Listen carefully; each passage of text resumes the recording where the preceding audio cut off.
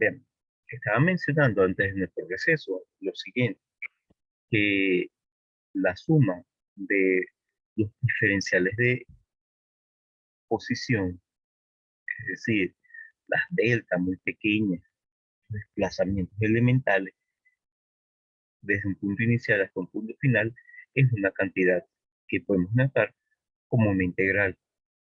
Esa suma cumple cada uno de los términos con la regla del triángulo. Es decir, dos adyacentes, por ejemplo, cuando nosotros sumamos nos daría un vector que va del origen libre al extremo libre. De allí que al sumar todos, llegamos a la conclusión de que la suma de todos los desplazamientos elementales es el desplazamiento total, el delta R, que nosotros habíamos definido anteriormente. De allí que llegamos a algo muy útil. No importa cuál sea la forma del trayecto, con tal de que el punto inicial y el punto final tengan exactamente las mismas posiciones, vamos a llegar a el mismo valor de desplazamiento. Eso es sumamente útil. Ahora, ya una vez que tenemos esto, podemos entonces ver que hay algunas cantidades que son independientes de la forma del trayecto. Lo que interesa sería cuál es el punto inicial y cuál es el punto final. Eso es algo importante en lo que vamos a hacer posteriormente. Ahora, vamos a ver que el tratar la diferencia de potencial va a requerir justamente las manipulaciones que nosotros estamos haciendo aquí.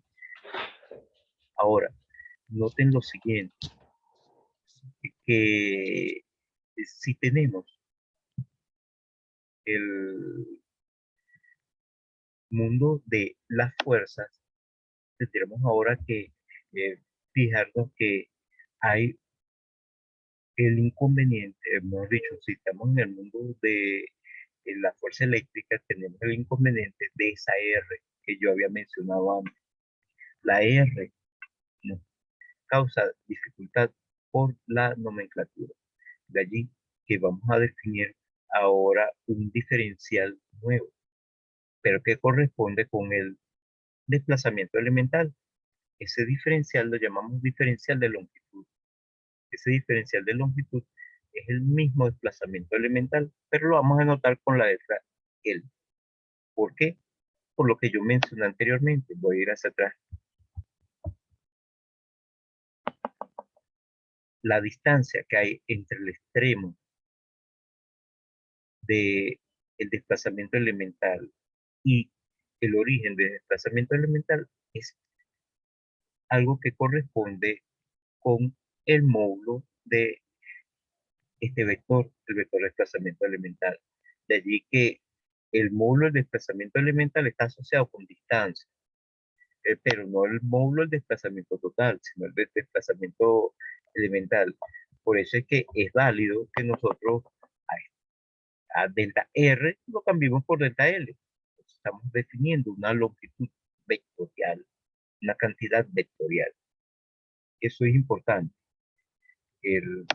¿Por qué? Para que no se nos confunda la R que aparece en los desplazamientos con la R que aparece en la ley de Coulomb, en el campo eléctrico, porque son cantidades diferentes, no necesariamente tienen el mismo significado. Ahora, podemos refrescar algo que ya conocemos. El vector posición siempre va a tener por coordenadas X, Y, Z en nuestro sistema de coordenadas cartesiano. De allí que el desplazamiento elemental sería de X y más de YJ más de ZK. Ese desplazamiento elemental es justamente que estamos llamando de L, diferencial de longitud. Vamos ahora a estudiar los indicadores provenientes de la dinámica. Acuérdense que la dinámica tiene unos indicadores, entre ellos que nos va a proporcionar la dinámica es la fuerza. La fuerza es la que nos, el indicador más importante que nosotros vamos a tener de la dinámica. Pero, cuidado, tenemos que fijarnos que la fuerza puede cambiar de punto a punto. Vamos a estudiar entonces desplazamientos elementales para estudiar la fuerza, para que no cambie de punto a punto. Entonces vamos a definir una cantidad importantísima que vamos a llamar trabajo elemental. El trabajo elemental va a ser algo en función de un desplazamiento muy pequeño. Es decir, un desplazamiento que corresponde con un diferencial de longitud.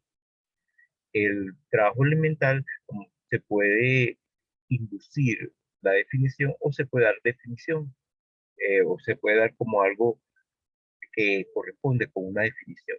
Entonces, el trabajo elemental lo vamos a fijarnos o vamos a hablar de él en función de las preguntas que habíamos visto anteriormente. Voy a refrescar las dos preguntas. Las dos preguntas son, ¿cuándo una fuerza va en favor o en contra del movimiento? Y la otra pregunta es, ¿qué tan buena es la fuerza? Esas son las dos preguntas claves que nosotros vamos a tratar de responder. Para eso, yo quiero que ustedes noten lo siguiente. Voy a hacerlo con una instancia de PowerPoint nueva. Vean, el hecho va a ser el siguiente. Voy a dibujar dos vectores.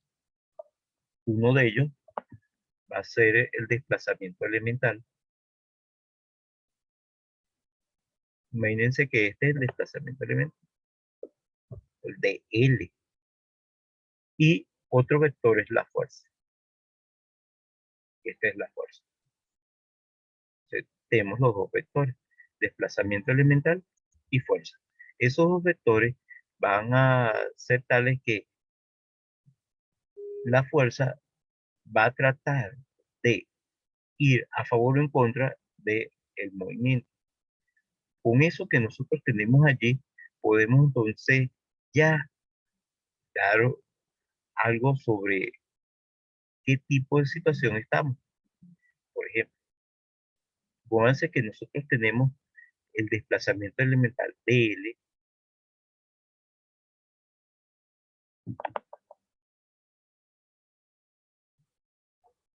pónganse que este es el vector dl, un poquito más grande para ver, pónganse que este es el vector dl, y este otro vector, el vector fuerza.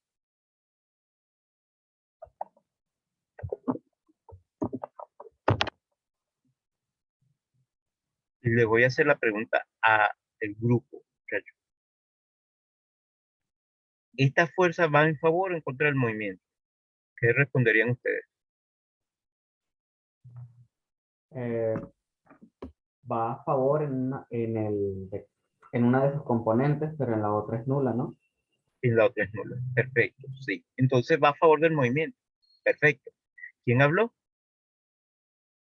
Ah, yo, profe, Manuel. Manuel. Sí, porque ahorita no tengo la lista de quiénes están hablando. Perfecto, Manuel. Ahora, ¿y si pongo la fuerza así?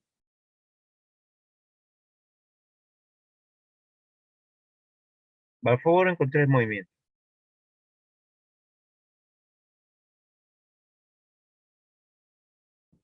Va en contra, profe. Va en contra. Perfecto.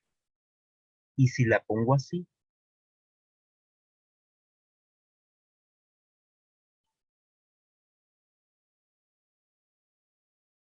Perpendiculares los vectores. Es nulo. Es nulo. Perfecto. Es decir, allí no va ni a favor ni en contra del movimiento. Se noten que una fuerza puede ir a favor del movimiento, en contra del movimiento o es indiferente, no va ni a favor ni en contra. Entonces, eso lo podemos conseguir en función de esto, un ángulo. Un ángulo. Voy a dibujar aquí un ángulo.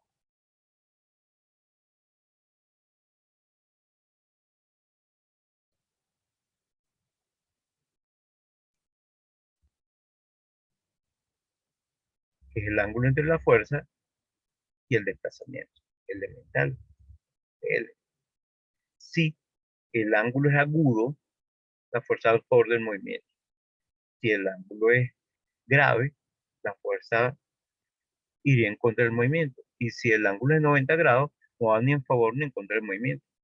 Entonces, noten que la respuesta a la pregunta, la fuerza va en favor o en contra del movimiento, la podemos poner en función del ángulo que forman ellos. Pero también podemos notar lo siguiente, lo que me dijo Manuel, es que tenía una componente que va en la misma dirección del DL, la fuerza, y otra componente que era perpendicular. Y la que interesa es la que va en la misma dirección. Disculpen, muchachos, se me cayó la conexión por un momento. Vean, está diciendo lo siguiente, déjenme regresar. Profe, no se está presentando. Déjenme, Creo. sí, porque es que se cayó y se fueron algunas cosas, gracias. Es por la conexión, Listo, ahora sí. gracias. Entonces, muchachos, bien, podemos notar que la fuerza, como dije, puede ir a favor o en contra del movimiento, o puede ser en contra, o puede ser indiferente. Sigue apareciendo un aviso que mi conexión está inestable, ojalá no se vuelva a caer. Entonces, tal cual como me había dicho Manuel, una, la, hay una componente de la fuerza que no me va a interesar, que es la componente perpendicular al desplazamiento, pero sí me interesa una componente que sea paralela a la dirección de movimiento, porque de él va a ser paralelo a la dirección de movimiento. Parece que es un pedacito de la trayectoria, lo que uno está viendo cuando ve el desplazamiento elemental. De allí que llegamos entonces a la conclusión siguiente. La proyección de la fuerza en la dirección de el movimiento, que es lo mismo que la módulo de la fuerza por el coseno del ángulo, entonces que ese ángulo lo llamo por ejemplo θ, es el ángulo entre la fuerza y el desplazamiento. Si esta cantidad es positiva, la fuerza va a favor del movimiento. Si es negativa, en contra. Y si es cero, no va ni a favor ni en contra. Vean que es cero cuando es 90 grados. Positivo cuando el ángulo pertenece al primer cuadrante o es 0 grados. Y negativo cuando el ángulo pertenece al segundo cuadrante o es 180 grados el ángulo. De allí que el propio ángulo nos da información o el coseno del ángulo. Pero esto es la proyección de la fuerza en la dirección del movimiento, en la dirección del delta R. Podemos llamar esa proyección, si queremos, así, proyección de la fuerza en la dirección paralela al movimiento. Podríamos ponerle algo como esto, si queremos. No es, no es estrictamente necesario. Eh, Aquí podríamos ponerle este símbolo de dos líneas rectas paralelas para indicar que estamos hablando de la componente de la fuerza en la dirección paralela al movimiento. Eso es sumamente importante cuando nosotros estamos estudiando el trabajo. ¿Por qué? Porque esa cantidad, la proyección de la fuerza en la dirección del movimiento, es lo que nos va a decir si la fuerza va en favor o en contra del movimiento. Pero ahí apareció el módulo de la fuerza, el cual podría darnos alguna información importante. ¿Por qué? Porque el módulo de la fuerza siempre es una cantidad no negativa. Por lo tanto, el propio coseno es el que nos va a interesar. Cuando el coseno del ángulo que forma la fuerza con el desplazamiento es positivo, la fuerza va en favor del movimiento. Cuando es negativo, va en contra. Y cuando es cero, no va ni en favor ni en contra. Pero, ¿se acuerdan que eran dos preguntas? La pregunta es cuando una fuerza va en favor del movimiento y cuando va en contra del movimiento. Pero cuando una fuerza va a favor en contra del movimiento y cuando, eh, ¿qué tan buena es una fuerza? Son las dos preguntas. Todavía no tenemos la respuesta a la pregunta, ¿qué tan buena es una fuerza?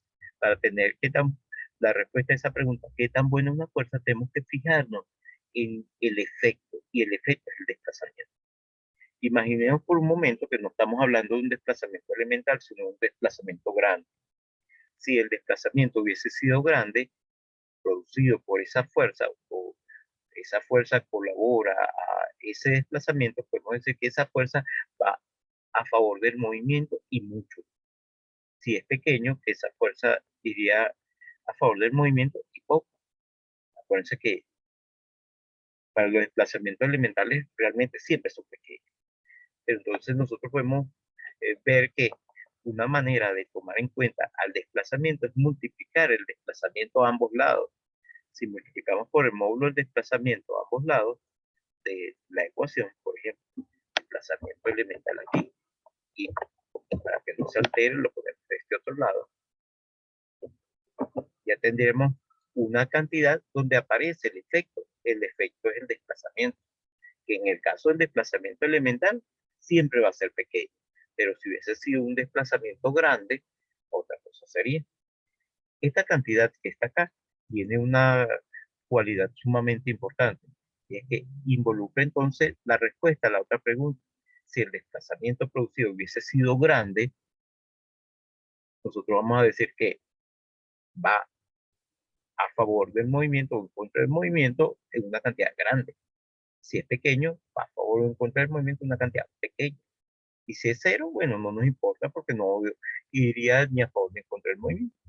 De allí que esto responde a la pregunta, pero para el desplazamiento elemental. De allí que esta cantidad le vamos a dar nombre. Vamos a llamarlo trabajo elemental. El símbolo para el trabajo va a ser la letra W. Cuidado, hay algunos que utilizan una T. Eso no es la nomenclatura de nuestro curso. Y le vamos a poner un subíndice para indicar el nombre de la fuerza. Y lo llamamos trabajo elemental porque está asociado con una cantidad muy pequeña, con un desplazamiento muy pequeño. No va a ser el trabajo total. El trabajo total es la suma de todos los trabajos elementales. Entonces, ya una vez aclarado eso, vamos de nuevo a nuestra presentación. Bien, el hecho entonces es que podemos tener el famoso trabajo elemental haciendo la multiplicación de los módulos de ambos vectores por el coseno del ángulo entre ellos, llegando entonces a esta relación que corresponde con un producto escalar. Eso es lo que llamamos trabajo elemental realizado por la fuerza. Ella responde a las dos preguntas. ¿Qué tan buena es una fuerza? Sabiendo el tamaño de ese trabajo elemental o del trabajo, y cuando la fuerza va en favor o en contra del movimiento, por el signo, o si nos da igual a cero. Ahora, el trabajo total lo vamos a definir como la suma de los trabajos elementales. Agarramos el trayecto, voy a ir hacia atrás, aunque adelante también lo tengo, voy hacia atrás, fíjense que tengo este trayecto, lo divido en pedacitos muy pequeños, cada uno de esos pedacitos muy pequeños calculo el trabajo elemental, y luego sumo todos los trabajos elementales que hay desde el punto inicial hasta el punto final. Pero vean, en general puede depender de la forma de la trayectoria.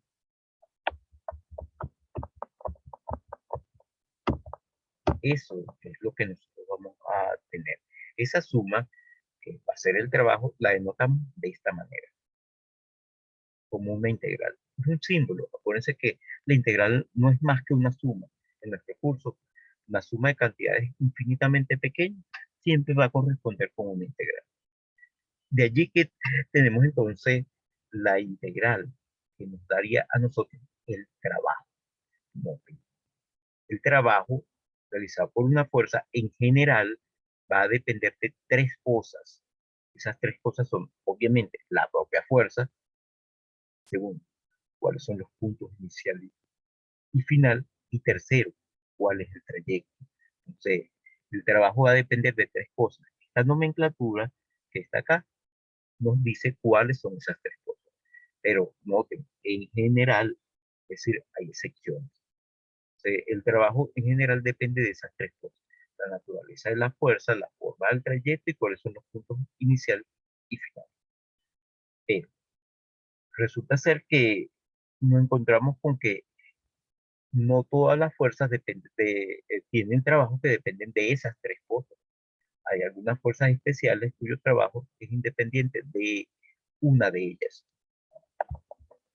Eh, para eso vamos a ver un ejemplo. El ejemplo de una fuerza constante, que es el ejemplo más simple de ese tipo de fuerza.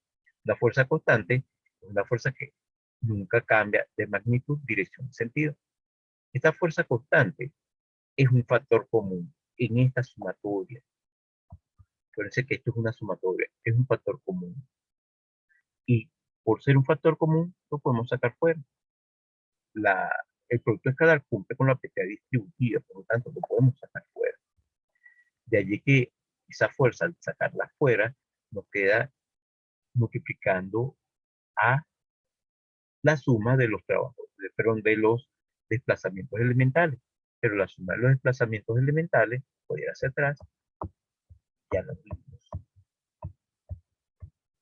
La suma de los desplazamientos elementales y el desplazamiento total. De allí que esa integral corresponde con ese desplazamiento total. Noten que el desplazamiento total no le importa cuál es la forma del trayecto, solamente le interesa cuáles son los puntos inicial y final. Por lo tanto, existen fuerzas cuyo trabajo es independiente de la forma del trayecto. Esa fuerza cuyo trabajo va a ser independiente de la forma del trayecto tiene sumamente una importancia grande en nuestro curso. ¿Por qué? Ya van a ser sumamente importantes porque la fuerza eléctrica cumple con eso. Ahora, ¿qué ocurre? Que esas fuerzas son tan importantes como para darle nombre. Y el nombre que le vamos a dar a esa fuerza, cuyo trabajo es independiente de la forma del trayecto, es fuerza conservativa.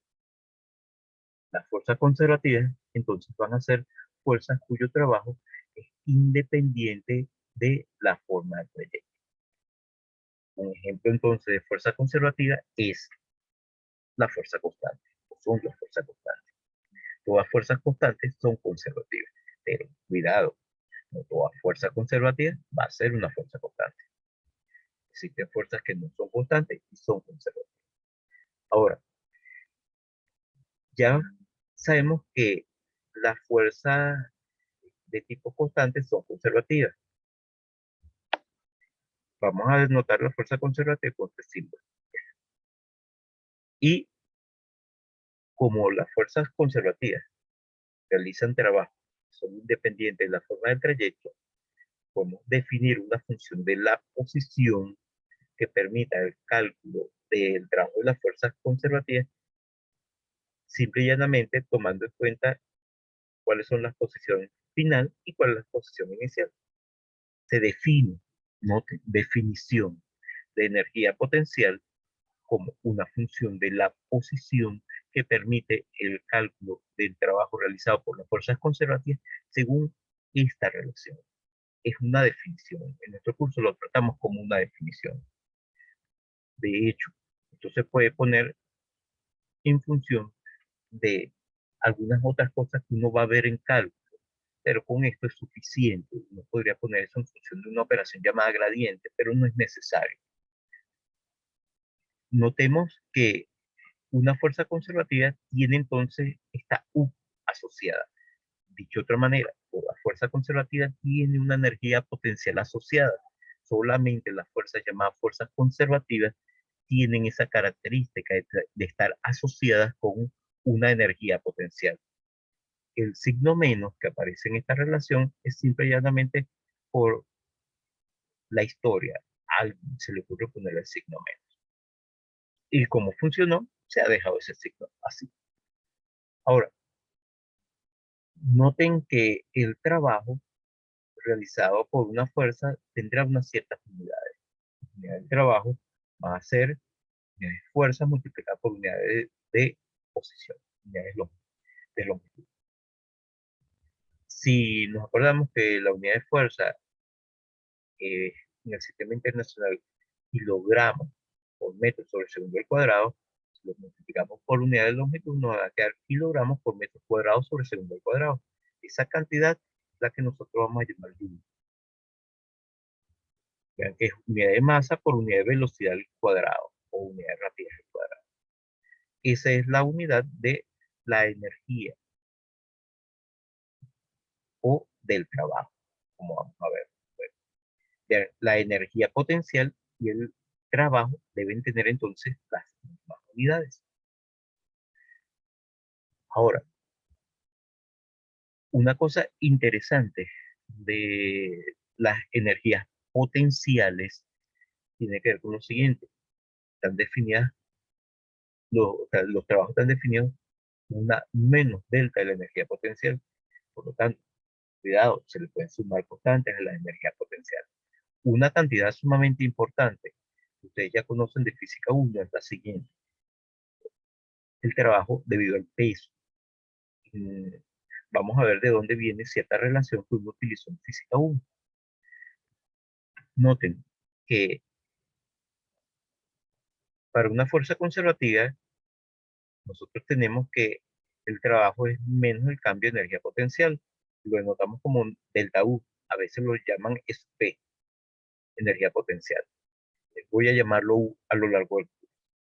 Si nosotros tenemos una constante, y nos vamos a la relación anterior del calor. Si la fuerza es la fuerza constante, que es una fuerza conservativa, noten que aquí aparece la fuerza constante. La podemos meter dentro de la delta. Esto será R punto posición final menos R punto posición inicial. Eso es lo que va a aparecer allí.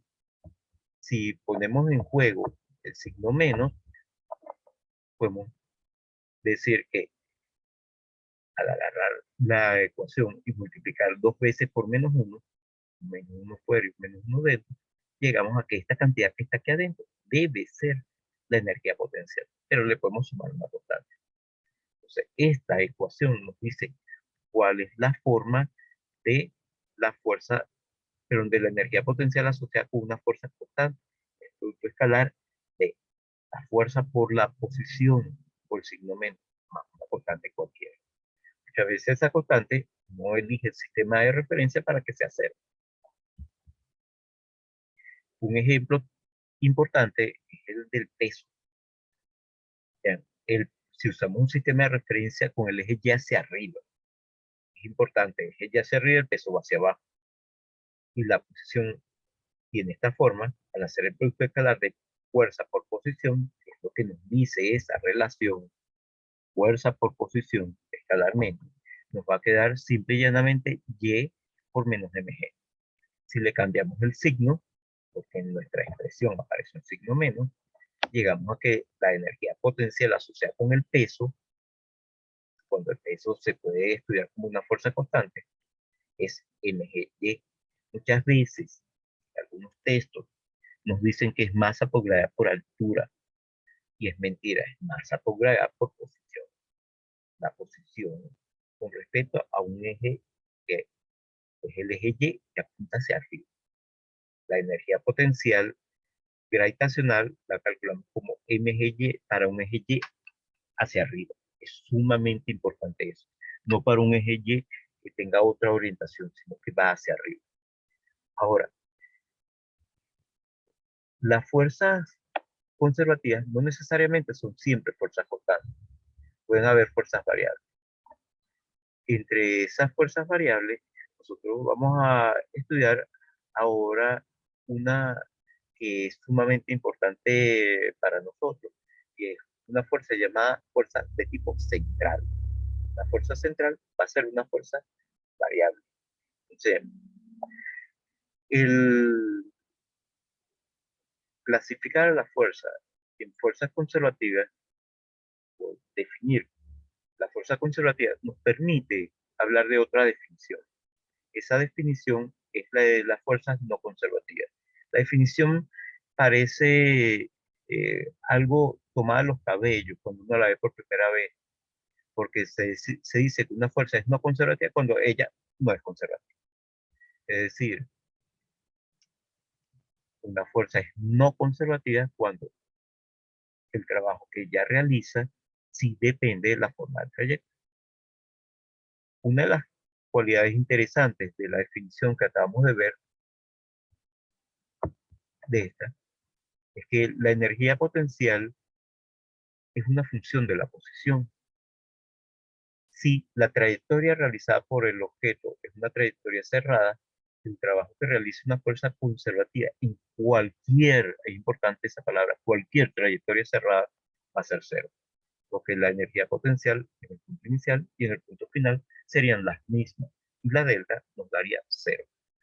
Entonces, una manera alternativa de definir una fuerza de tipo conservativa La siguiente, se dice que una fuerza es conservativa para cuando cualquier trayectoria cerrada, su trabajo da cero. El trabajo que realiza una fuerza conservativa en cualquier trayectoria cerrada es cero. Es decir, si parte del mismo punto y llega de nuevo al mismo punto. Ahora, una cualidad interesante que tiene la fuerza total es la siguiente.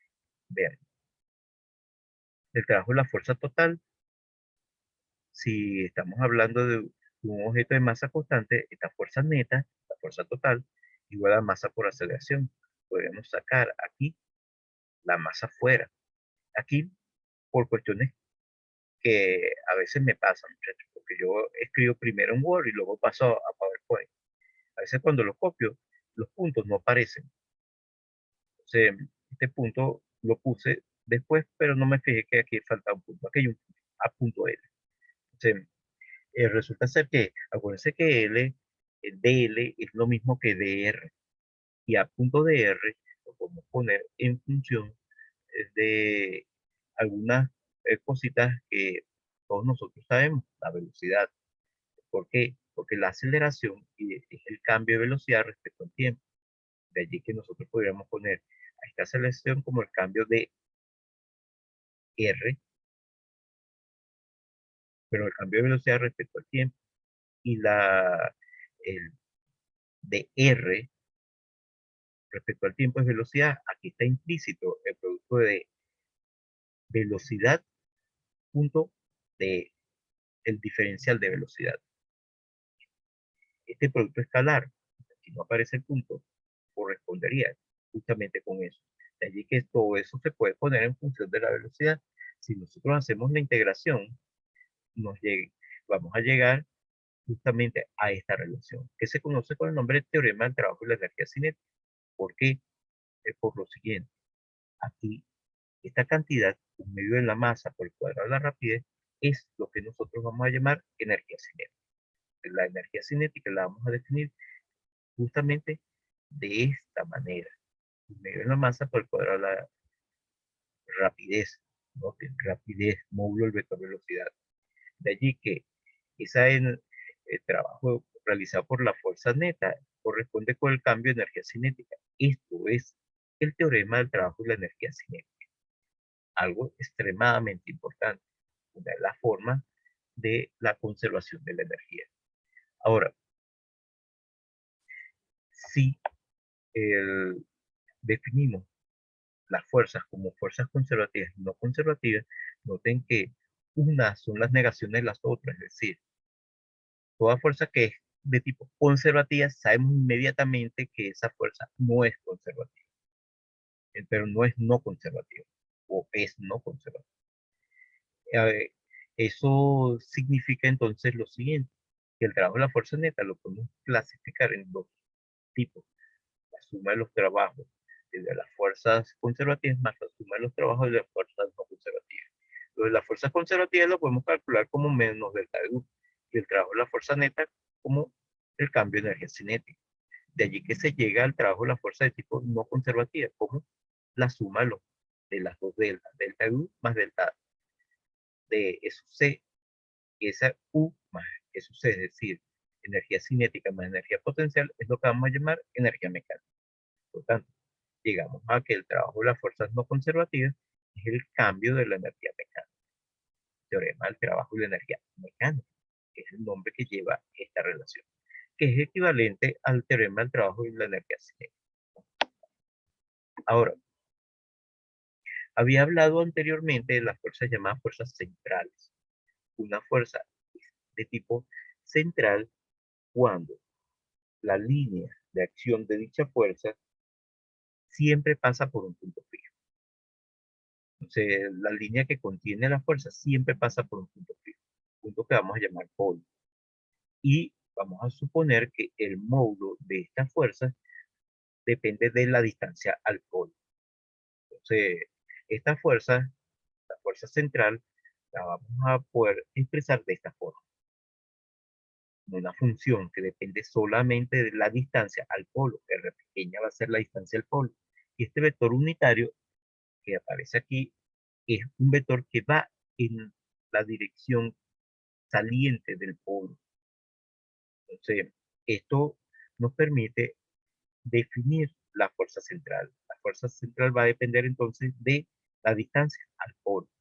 Todas las líneas que contienen la fuerza pasan siempre por el polo, no importa dónde esté el punto de observación, donde vamos a ver la fuerza. Vamos a estudiar lo que le pasa a la fuerza central en distintos casos. Por ejemplo, cuando el punto inicial y el punto final están en una línea recta que pasa por el polo. Aquí hablamos de posición inicial y posición final, una R inicial y una R final.